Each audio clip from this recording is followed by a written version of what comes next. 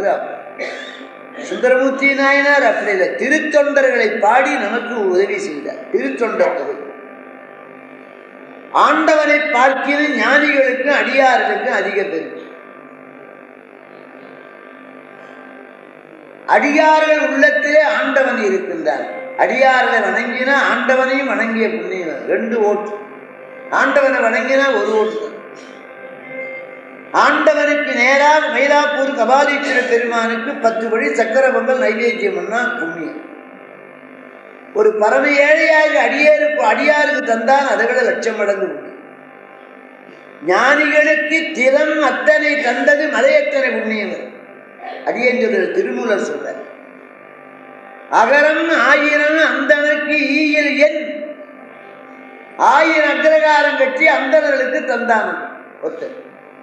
சிகரம் 1000 செய்து முடிக்கில் எண்